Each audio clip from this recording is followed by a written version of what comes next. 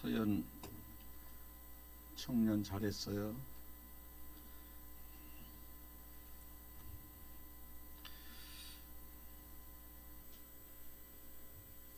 할렐루야. 네. 할렐루야는 하나님을 찬양합니다 라는 히브리어입니다. 할렐루야.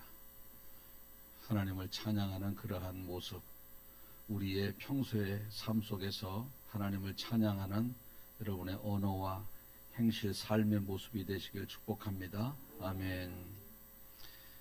뒤에 문 좀 꼭 닫아주시고, 신명기 28장에는 여러 가지 복이 써 있습니다.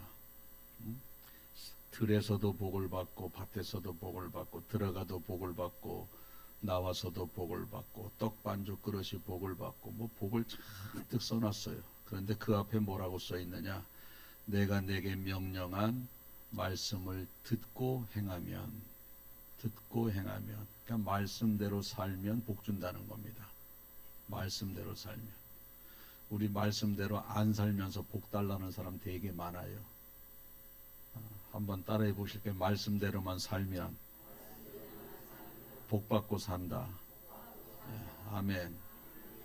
그래서 나를 통해서 이 땅에 우리가 살아가는 동안, 천국은 죽어서 가는 곳이지만 이 땅에서도 나를 통해서 정말 저 사람은 하나님이 복을 주시는 분이구나라는 것을 우리가 사람들에게 보여주면서 그런 삶을 살아야 되는 겁니다. 말씀대로 살면 복 받는다. 따라해 보실까? 말씀대로 살면 복 받는다. 아멘. 이틀 후면 추석이 됩니다. 하나님을 믿지 않는 사람들은 추석의 의미는 이 오곡백과를 다 추수해서 우리 조상님들이, 우리가 이렇게 풍성한 소출을 거두기까지 조상님들이 도와줬으니까 떡을 만들고 여러 가지 맛있는 걸 만들어서 제사를 지내자, 이런 의미로, 안 믿는 사람들은 그런 의미로 이렇게 추석에 차례를 풍성하게 차려놓고 제사를 지냅니다. 그리스도인들은 추수감사절이 있습니다. 똑같습니다. 모든 것을 추수한 후에 이 모든 것은 햇볕을 창조하시고 비를 내려주시고 우리에게 풍성한 소출을 주신 분은 하나님이십니다라고 고백을 하면서 하나님께 예배를 드리는 것이죠. 이것이 믿지 않는 자는 추석, 조상님들이 도와줘서, 우리 믿는 사람들은 하나님이 우리에게 복을 주셔서, 하나님이 만들어 놓으신 태양, 그분이 적절하게 내려주는 비, 또 공기, 또 그분이 만들어 놓은 이 나비가 또 여기도 앉고 저기도 앉고, 벌이 여기도 앉고 저기도 앉아서 수정이 돼서 열매를 맺고, 또 밤낮 온도 차이로 인해서 사과가 또 맛있기도 하고, 이런 것이 다 누구의 섭리 가운데 우리가 사과 한 쪽이라도 먹어요?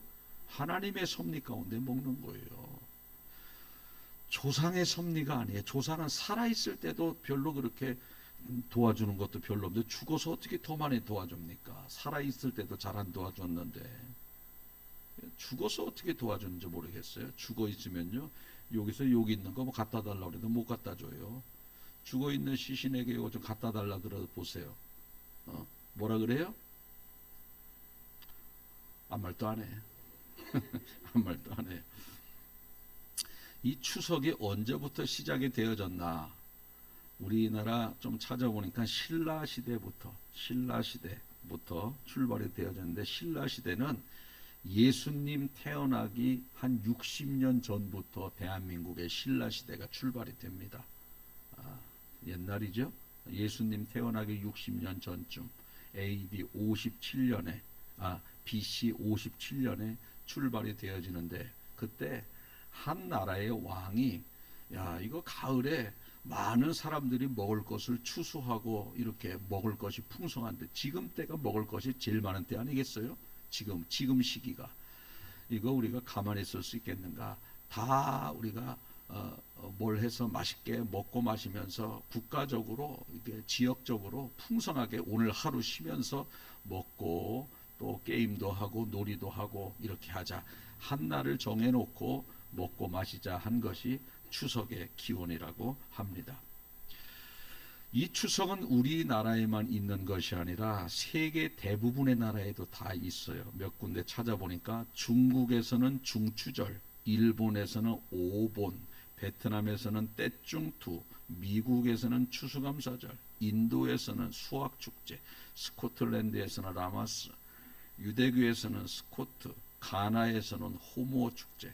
이거 굉장히 많은데 이걸로 다 하면은 설교도 다 끝날 것 같아서 이렇게 한 10가지만.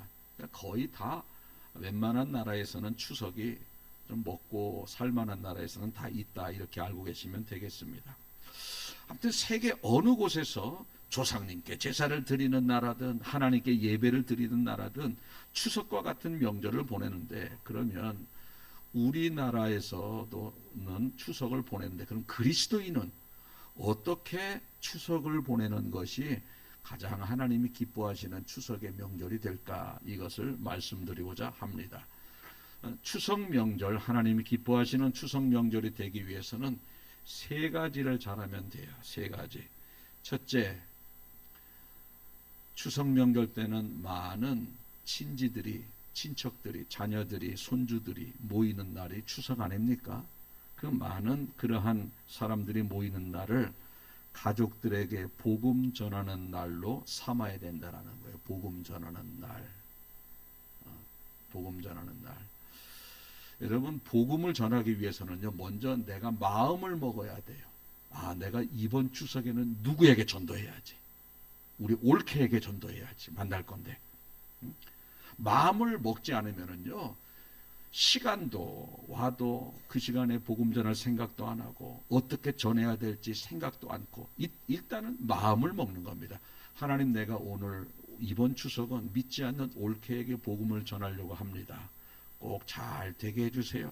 그러면 이 올케가 신이 없고 뭐 가끔씩 점이나 보러 다니는 사람인데 내가 어떻게 어떤 말로 전도를 해야 되지? 일단 마음을 먹으니까 어떻게 전해야 될지 생각을 해요, 안 해요? 합니다. 내가 생각하는 거예요. 그러면 하나님이 그때 기도하면서 각자에게 합당한 복음의 메시지가 다를 수 있거든요. 그러면 이 사람에게는 이렇게 전해야 되겠다라고 생각을 딱 하고 기도하면요, 또 막 바쁘게 뭐 움직이고 짐 싸가지고 풀고 뭐 바쁘게 요리하는 데는 안 되지 않습니까? 근데 이렇게 기도하 보면 어느 순간 빈 텀이 있어요. 그게 보인다는 거야.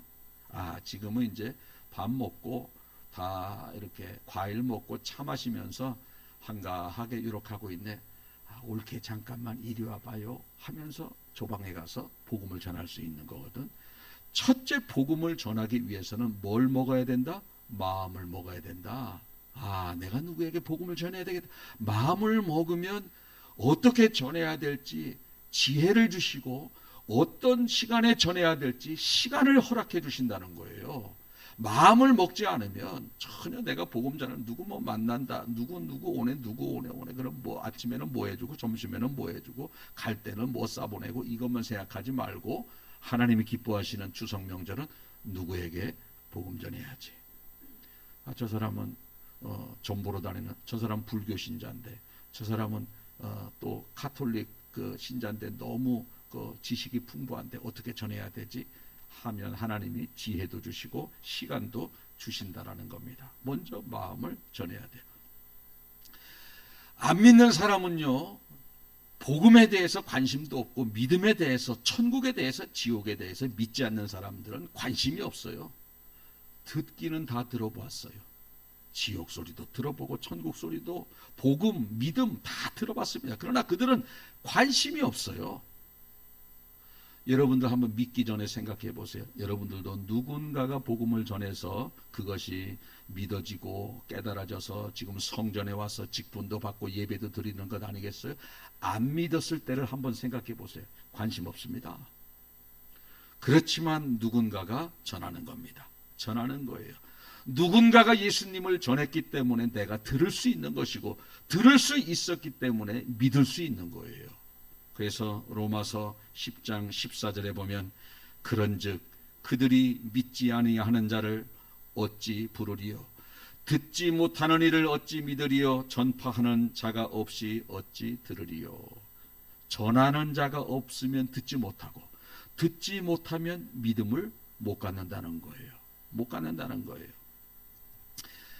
옛날마다요 전도를 많이 했어요. 옛날에는 길거리 전도, 전도지 가지고 길거리 가서 전도지 하나 주면 받기라도 했어요. 그리고 잠깐만요 하면서 조금 1-2분만 시간 주세요 하고 전도하면요, 그래도 모르는 사람이 그래도요 가만히 듣는 신용했어요. 옛날에는. 지금은요 전도지 줘도 어떻게 한다고요? 이런다니까. 이래요. 그리고 잠깐만요, 그게 어디 있어요? 대답도 안 하고 갑니다. 지금은요 그래서 전도지 주고 전도하고 길거리 복음을 전하는 그러한 상황이 지금 잘 되지 않습니다. 그렇다고 해서 그러면 그 사람들은 복음을 들을 수 있는 기회가 없는데 어떨 때 복음을 들을 수 있는가? 명절 때 친척들이 모일 때는요, 듣기 싫어도 관계가 있잖아요. 신호올게 관계가 있잖아요. 듣는 거예요. 그리고 한 집안에서 하루라도 몇 시간이라도 같이 있기 때문에 전하면 듣기 싫으나 마나 듣는다는 겁니다. 그래서 우리 그리스도인들은 저 사람이 들어야 믿음이 생기고, 믿음이 생겨야 구원받고 천국 가는 것이지, 듣지 못하면 어떻게 저 사람이 예수님을 믿겠습니까? 그러나 전하는 자가 있어야 듣는다는 겁니다. 여러분들이 전하는 자 되시길 주님의 이름으로 축복합니다. 전하는 자가 없이 어찌 들으리요? 듣지 못하는 자가 어찌 믿으리요? 전하는 자가 되어야 되는 거예요. 길거리에서 전하는 자 없어요. 전하는 자 없으면 듣지 못하고, 듣지 못하면 믿음이 없어요. 여러분들이 명절 때 이렇게 친척들 모이면 전하는 자로서의 사명을 감당해야 된다는 겁니다. 또 특별히 처음 듣는 사람은요 별로 복음에 대해서 관심이 없어요. 그러면 짧고 명료하게 복음을 전하는 거예요. 죄 짓고 살다가 죽으면 지옥 가. 그러나 예수님을 믿으면 예수님이 내 대신 죄값을 다 치러주시기 때문에 우리는 천국 갈 수 있어. 죄 짓고 살면 지옥 가. 죄 용서받으면 천국 가. 예수님 믿고 천국 가세요. 자, 몇 초 걸렸어요? 4.7초. 주님을 위해서 4.7초도 우리가 투자를 못합니까? 옳게 죄 짓고 살면 지옥 가는 거예요. 죄 용서받아 천국 가. 예수님이 내 죄를 용서해 주셨어요. 몇 초요? 4.7초. 이게 직접 복음이에요. 직접 복음. 그러면 그분이 알았어, 전이나 붙여. 그리고 집에서 조용히 누워서 이제 자려고 하면 그 말씀이 여기서 진짜 나 이거 죄 짓고 살다 지옥 가는 거 아니야? 여기서 이제 주님이 역사하는 거예요. 우리는 전하는 사명, 그 사람이 그것을 듣고 믿고 교회 나오는 것은 주님이 하실 일이라는 거예요. 우리는 전하는 사명. 따라해 볼까요? 나는 전하는 사명자. 나는 전하는 사명자. 이번 추석 때 한 명에게라도 복음을 전하실 분은 아멘. 우리 가족은 다 믿는데 어떻게 해요? 그 중에 나이롱 있잖아요. 신앙생활 제대로 해. 그래 구원받겠어? 제일 나이롱은 있잖아요. 뭐 신앙이 다 똑같지 않습니다. 5명이면 5명 다 달라요. 안 믿는 사람에게, 다 믿으면 그 중에 누구에게? 나이롱에게 전하는 거예요. 이게 직접 복음은 예수님의 십자가의 죽으심과 부활을 간단 명료하게 보내는 그에게 전하는 게 직접 복음이고, 간접 복음이 있어요. 간접 복음. 이게 뭐냐? 그렇게 힘들면 교회 좀 나가봐. 이게 간접 복음이에요. 아들이 그렇게 속을 새겨? 그렇게 아들이 속삭이면 교회 가서 기도 좀 해봐. 남편이 그렇게 힘들게 해? 그렇게 남편이 힘들게 하면 교회 가서 기도 좀 해봐. 요게 간접 복음이에요. 그러면요 자, 이제 자식이 속을 계속 썩여. 명절 끝나고 그 소리 듣고 집에 갔어요. 자식이 계속 속을 썩이래. 아, 진짜 교회 좀 나가볼까? 이래도 안 되고 저래도 안 되고 어울러도 안 되고 때려도 안 되고 정말 교회 한번 나가볼까? 그런 마음이 든다라는 거예요. 든다라는 거예요. 우리가 때로는 직접 복음을 전하든 간접 복음을 전하든 아무리 저 사람에게 복음을 전해도 듣는 둥 마는 둥 귀찮아하고 안 했으면 좋겠고 때로는 고만 좀 하라고 우리가 멸시도 받고 그러지만 어느 순간에 그것이 우리가 뿌린 복음의 씨앗이 열매가 맺혀진다는 것을 우리가 확신을 가져야 되는 겁니다. 여러분, 씨를 뿌리면 지금은 나지 않아요. 그러나 반드시 때가 되면 열매가 나타난다는 거예요. 씨를 뿌리지 않으면 열매가 나타나요? 안 나타나요? 안 나타나. 씨를 뿌리면 내일 가보면 그대로 땅이야. 모레 가봐도 그대로 땅이야. 어느 순간에 모르게 거기서 뭐가 꼬물꼬물하게 나와요. 어느 순간에 모르게 이만하게 이만 옥수수가 몇 개씩 막 열려. 어느 순간에 씨를 뿌릴 때는 우리 찬송가에 그거 있잖아요. 씨를 뿌릴 때에 나지 아니할까 애탈지라도 열심히 뿌리라는 거요. 그러니까 듣던 안 듣던 복음의 씨앗을 뿌리라는 겁니다. 싫어해도. 그렇게 한 번은 열심히 씨앗을 뿌렸더니 그 믿지 않는 그 여동생입니다. 여동생 조카가 여동생 딸, 그러니까 조카가 되는 거죠. 자기 복음을 전한 분의 여동생 조카가 교통사고 나서 아주 엄청난 뇌수술을 받을 때가 됐어요. 근데 걱정이 되잖아요. 이게 살 수 있을지, 살아도 기형아가 될지, 이거 제대로 살 수 있을지 얼마나 걱정이 됩니까? 그때 생각나는 게 누구냐? 우리 언니 정도 신앙이면은 그 언니가 하나님 앞에 기도하면 들어줄 것 같더래. 언니가. 왜? 명절 때마다 복음을 전했거든.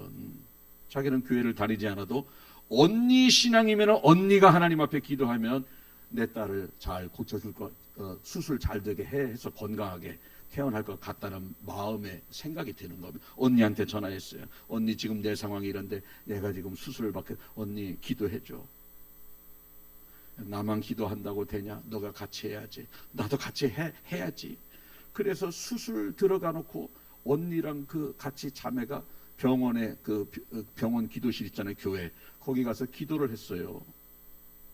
하나님의 은혜 가운데 그 큰 대수술이 몇 시간에 걸쳐서 잘 치료받아서 건강하게 퇴원해가지고 그 가족이 다 예수님을 믿었다는 거예요. 여러분, 복음을 전할 때는 그만하라고 얼마나 모멸감도 주고 멸시를 당했습니까마는 어느 순간에 그게 싹이 나는데 그 믿지 않는 그 여동생의 딸이 교통사고 나니까 큰 대수술을 앞두고 우리 언니 정도 믿음이라면 언니가 기도하면 하나님 앞에 하나님이 들어주시겠다 해서 결국은 싹이 나고 열매가 맺혀지더라는 겁니다. 그래서 우리는 듣든지 말든지 기도하는 거예요. 듣든지 말든지 전하는 겁니다. 그것이 우리의 사명이다. 이렇게 말씀드릴 수가 있겠습니다. 여러분이 꼭 명절마다 이번 명절은 요 사람, 이번 명절은 올케, 이번 명절은 시누이, 이번 명절은 둘째 며느리, 할렐루야. 타겟을 정해놓고 마음을 먹고 기도하면 하나님이 하실 말씀을 주시고 시간을 주신다는 거예요. 시간을 주신다. 그래서 명절이면 우리는 복음을 전하는 기회로 삼자. 두 번째로 하나님이 기뻐하시는 명절이 되기 위해서는 제사를 지내지 말아야 돼요. 제사. 우리 교회는 제사를 지내는 분이 없는 것으로 알고 있는데 왜 제사를 드리지 말아야 되느냐면 하나님이 가장 싫어하시는 것이 그거거든요. 여러분, 성경에는요 613가지 하라 하지 말라라고 하는 계명이 있어요. 그 중에서 중요한 것이 10가지 10계명이에요. 그 10계명 중에 가장 중요해서 첫 번째로 언급해 놓은 것이 우상에게 절하지 말라입니다. 613가지 중에 가장 중요한 것이 우상에게 절하지 말라. 우상에게 절하지 말라라는 겁니다. 그것이 바로 하나님이 우리에게 주신 그러한 계명이에요. 제일 싫어한다는 겁니다. 여러분, 우리가 하나님이 제일 싫어하는 것을 하면서 어떻게 우리가 복을 기대할 수 있겠어요? 자, 여러분들이 자녀에게 뭔가를 막 주고 싶어요. 근데 이 자녀가 다른 거는 이해해. 뭐 공부를 열심히 못하고 뭐는 좀 부모님 말씀 잘 안 듣고 뭐 하고 다 하는데 부모가 술 먹고 담배 피지 말라고 그렇게 그거를 내가 너에게 꼭 당부하네. 그것만 막 맨날 술 먹고 오고 맨날 담배 안 피고 막 그러네. 제일 가장 강조한 게 그거였어요. 그러면 그거를 하네. 그러면 다른 거 아무리 잘해도 뭐 줄 맛이 나요 안 나요? 전혀 나지 않습니다.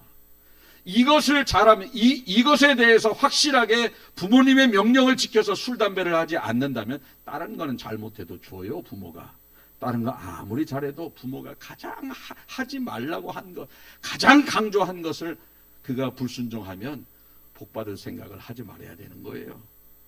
제사도 똑같습니다. 제사도 똑같아요. 하나님이 가장 싫어하는 거예요. 다른 데 가서 절하지 말. 다른 데 가서 이걸 영적인 간음이라고 그러거든요.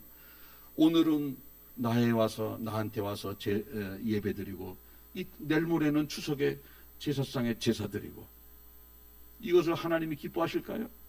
제일 싫어하는 거예요. 여러분들이 한번 생각해 보세요.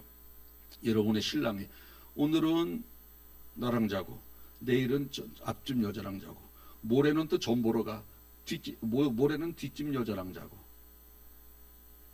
여러분의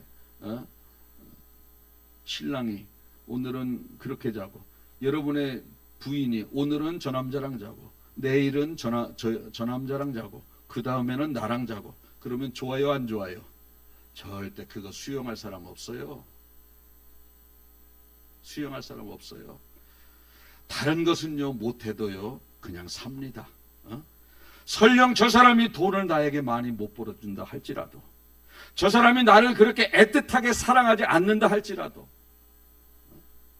저 사람이 때로는 나에게 술 먹고 와서 술주정을 한다 할지라도 그나마 데리고 살아요. 그런데 다른 거는 술도 안 먹고 뭐 애틋하게 또 사랑도 해주는 것 같고 뭐도 해주는데 여기저기 막 자고 와요. 그럼 살아요 못 살아요? 그거는 또 못 살아. 왜? 다른 거 아무리 잘해도 이거는 이 간음은요 영적인 간음은 용납이 안 되는 거예요. 용납이 안 되는 거예요.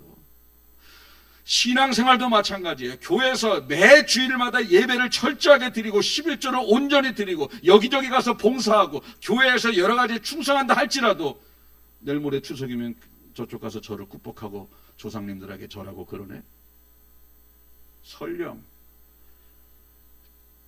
주님을 위해서 열심히 헌신하지 못한다 할지라도 가진 것이 넉넉하지 않아 헌금을 많이 못한다 할지라도 또 몸이 약해서 주님 앞에 충성하지 못한다 할지라도 그래도 와서 우상에게 절하지 아니하고 나는 주님만 믿겠습니다. 이런 사람이 복 받는 거예요. 아무리 교회에서 1등 성도로 하고 명절 때 가서 절하는 것은 이거는 각계 표시고 아무리 여기서는 좀 잘못한다 할지라도 나는 다른 데선 절하지 않겠습니다. 이것이 바로 하나님이 기뻐하시는 모습이라는 겁니다. 어느 분은 그래요.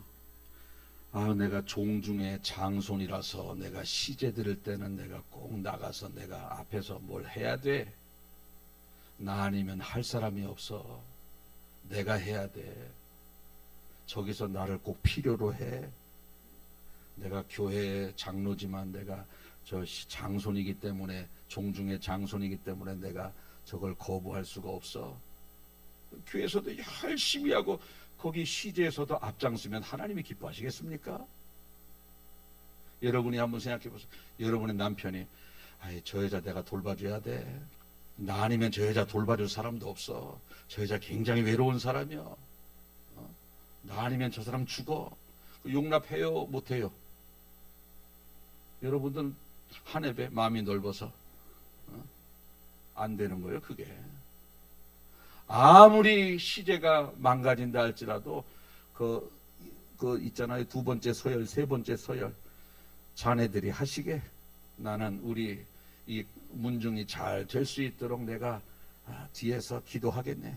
하면서 하라고 하고 자기는 저놈들도 다 예수님 믿게 해주세요 하고 기도하면 되는 거예요. 되는 거예요. 참석해서. 이것이 바로 하나님이 기뻐하시는 모습이라는 겁니다.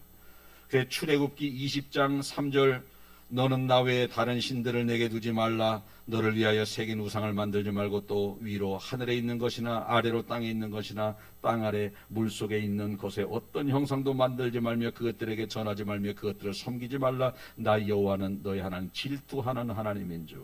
질투한다는 거예요. 질투한다. 그래서 이스라엘 백성들이 이런저런 잘못했을 때 하나님이 용서를 다 해줍니다. 그런데 용서를 못 해주고 그들을 다 죽인 사건이 있어요. 우상숭배예요. 모세가 시내산에 올라가서 40일 있다 내려오니 금송아지를 만들어서 섬기고 있어요. 하나님이 화가 나서 그 60만 명의 이스라엘 백성들 다 죽이려고 마음을 먹고 있는데 모세가 간절히 기도해서 전부 죽이는 것은 하나님이 철회하셨어요. 어느 정도 죽었느냐? 그래도 레위인 3,000명이 죽고 수많은 사람들이 전염병으로 그래도 그때 엄청 죽었습니다. 왜? 뭐 때문에? 우상숭배 때문에. 웬만큼 불평불만해도 그냥 다 데리고 이리 와라 저리 가라 그러면서 데리고 살았어요. 그렇지만 우상숭배만큼은 용납을 못 해주신 거예요. 북이스라엘이 바알을 섬겼습니다. 하나님께서는 우상을 바알을 섬기는 북이스라엘을 BC 722년에 아수르에게 멸망을 시켜서 나라를 흔적 없이 만들어버립니다. 원인이 뭐냐? 우상숭배. 남유다도 587년에 바벨론의 포로로 70년 동안 끌려가게 만듭니다. 원인이 뭐냐? 우상숭배. 우상숭배를 그렇게 싫어하시는 거예요. 근데요, 우리는요, 간음죄, 살인죄는 굉장히 크게 따지지만 교회에서도 예배드리고 저기 가서도 명절이면 절하는 것을 대수롭지 않게 생각해. 주님은 반대예요. 주님은요, 간음죄, 살인죄는 그냥 회개하면 다 받아줘요. 그러나 우상 섬기는 죄는요, 가치 없습니다. 그래서 우리가 절하지 말아야 되는 거예요. 절하지 말아야 되는 거예요. 아멘. 마지막으로 세 번째는 형제 간에 화목하는 날로 삼아야 된다. 우리 추석 되면 다 모여요. 어떤 사람은 그래요. 그래, 내가 만날 새도 없는데 내가 요 말 꼭 해야 되겠어. 만나니까 뭐예요? 한번 붙자는 거지. 어떤 집은요, 명절이 되면요, 하하 호호 깔깔깔 하하 그런 집안이 있고, 어떤 집에는 와 그러는 집안이 있어요. 여러분들은 어떤 집안에서 살기를 원해요? 하하호호 와! 여기 손 들어보세요. 그런데 그런 집 많다니까. 하하호호 깔깔깔은 저절로 주어지는 게 아니요. 간 쓸개를 빼야 주어지는 축복이에요. 간 쓸개 빼고 하하호호 하길 원해요. 그거 간 쓸개는 안 빼고 와! 그걸 원해요. 에? 1번. 근데 이거 안 빼는 사람 무지하게 많습니다. 엄청 많아요.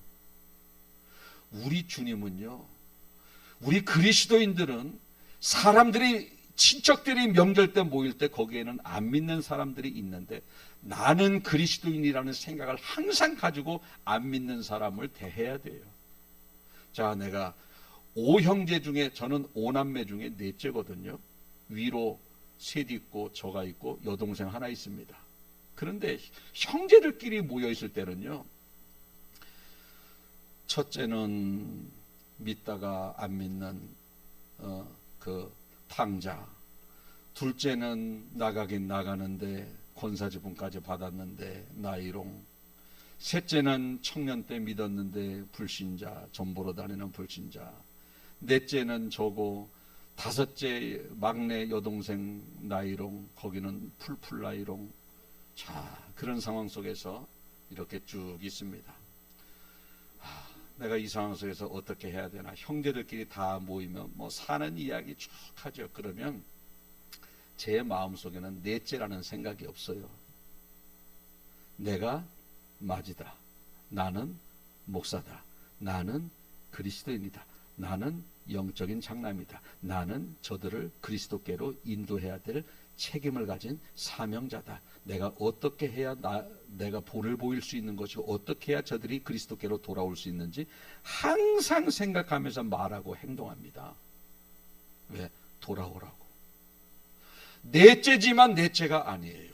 여러분들이 형제들 많이 있을 때 여러분들이 장남일 수도 있고 차남 막내일 수도 있습니다. 그러나 형제들 집안에서는 여러분들은 영적으로는 장남이 되어줘야 되는 거예요. 나는 영적으로 장남이다 이런 생각을 가지고 말 한마디 행동 한마디 할 때에 하나님께 영광이 되게 하시고 그러한 모습을 바라보면서 그들이 그리스도께로 돌아오게 된다는 것입니다. 그래서 형제들끼리 명절에 모일 때는 항상 그런 생각을 가지고 말하고 행동하는 거예요.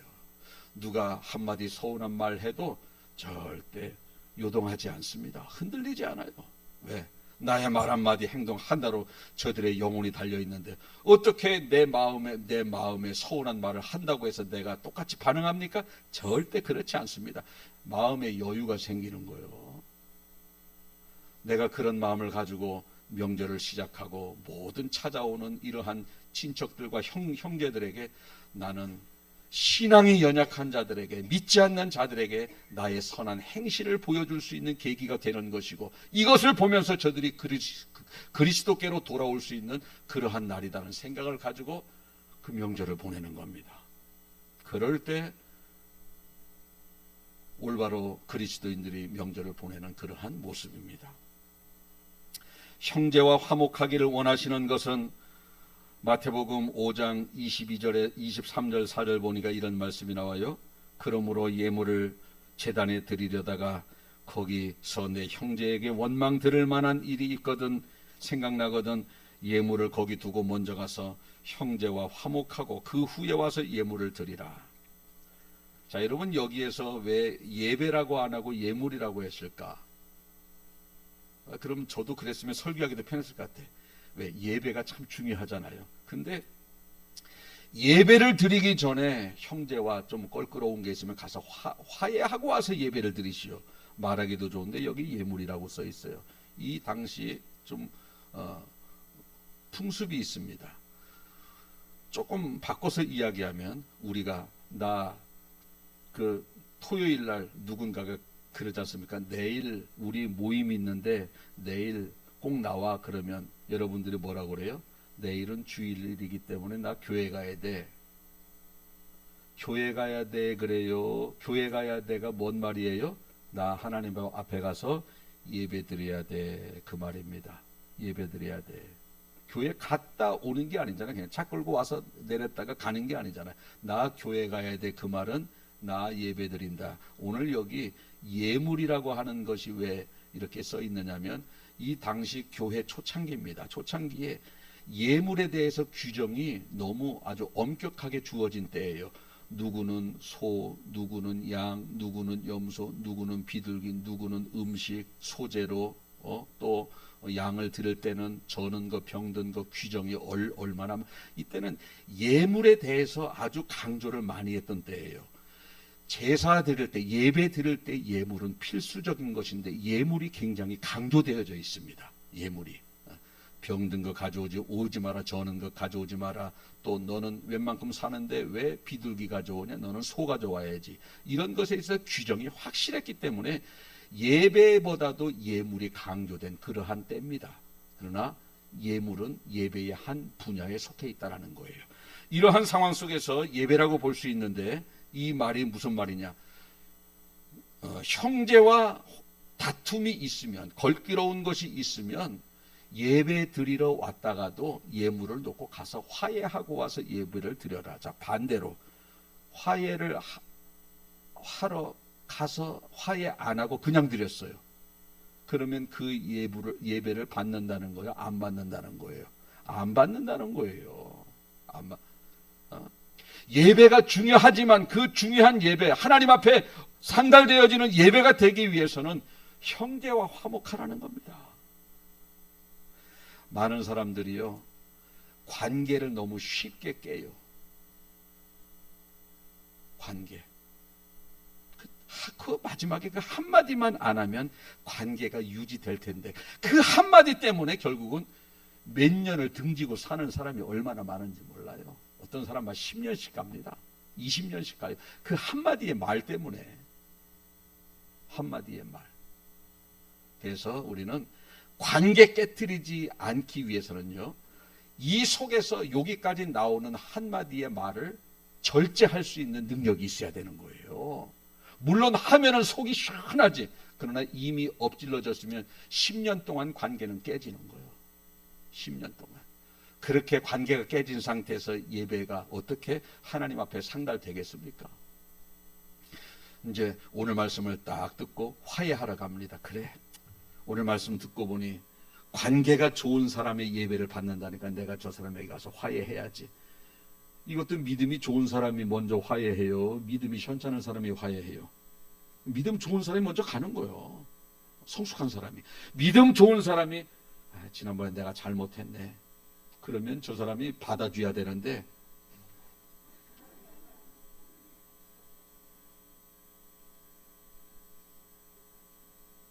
자기는 먼저 가지도 못해. 여러분, 먼저 화해에 손 내미는 게 쉬워요? 헌금 100만 원은 쉬워. 자존심 상해서요, 돈 안 들지만 먼저 손 내미는 거는 100만 원보다 더 어려워요.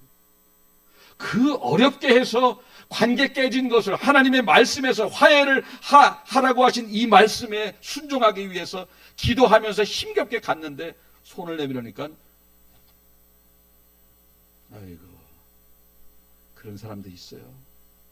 먼저도 손 못 내밀고, 손 내미는 손도, 상대방이 내미는 손도 잡아주지도 못하고, 이런 사람은 참 아주 대책 없는 사람이야. 여러분들 중에 혹시 내가 먼저 손 내미는 일이 많아요? 그냥 누군가가 오기를 이렇게 와서 화해되는 경우가 많아요? 다 다르겠지. 내가 먼저 손 내미는 경우가 많은 사람은요, 훌륭한 사람이에요. 훌륭한 사람. 혹시 이 자리에는 없을 것 같아. 저 사람이 손 내미는 거, 이런 사람 없을 것 같아. 우리 교회는. 만약에 있다면 다음부터는 그렇게 하지 말아야 돼요. 먼저 손을 못 내미는데 상대방이 먼저 내밀면 잡아는 줘야 되는 거예요. 잡아는 줘야 되는 거예요. 아무리 큰 잘못이라도 그 사람은요, 엄청난 용기를 낸 겁니다. 엄청난 용기를 낸 거예요. 그렇게 용기를 내서 왔는데 빈손으로 돌아가면은요, 너무너무 상심이 커요. 그 사람은 힘겹게 왔는데. 내가 먼저 손은 못 내밀어도 내미는 손 잡아주자. 따라해 보실까요? 내가 먼저는 못 내밀어도 내미는 손은 잡아주자. 아멘 하면 안 돼. 내가 먼저 못 내밀어도는 빼야 돼. 내가 먼저 내밀자. 아멘. 네. 그럴 용기 없으면 그 다음에 못 내밀어도 잡아는 주자. 이겁니다. 이제 말씀을 마치겠어요. 세 가지 강조했습니다. 첫째는 뭐냐면 복음 전하는 기회로 삼자. 한 사람씩 떠올리는 거예요. 이제 내일 모레 추석입니다. 두 번째는 제사 지내지 말자.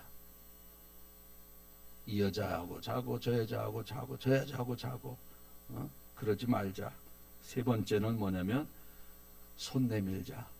관계 깨트리지 말자.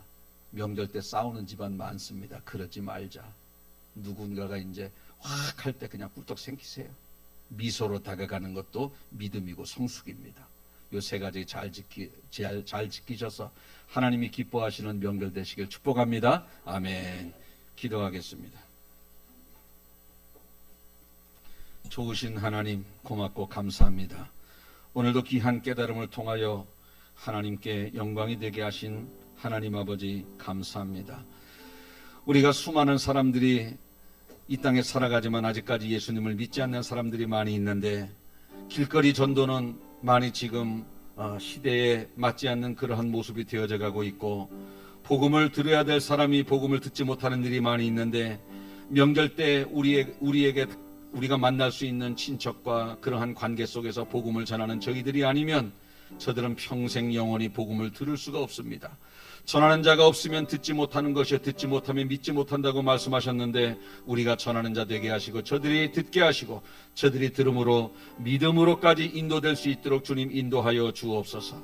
특별히 우상숭배 하지 말라고 613가지 중에 가장 첫 번째 되는 계명이 우상에게 절하지 말라고 하셨는데, 우리 혹시 그리스도인들 중에 추석이 되고 명절이 되고 또 제삿날이 되면은 기일이 되면 절하는 성도 한 사람도 없게 도와주셔서 가장 우리가 경계해야 될, 가장 우리가 생명처럼 지켜야 될 그러한 우상에게 절하는 일 한 사람도 없게 하여 주시옵소서. 특별히 하나님, 우리 주님은 형제간의 화목을 얼마나 강조했는지 예배보다도 형제간의 화목을 강조한 것을 우리가 알게 되나이다. 주님, 명절 기간 동안에 서먹서먹한 관계가 있다면 오늘 이 말씀 듣고 관계를 회복할 수 있는 저희들이 되게 도와주시기를 간절히 바라옵고 원합니다.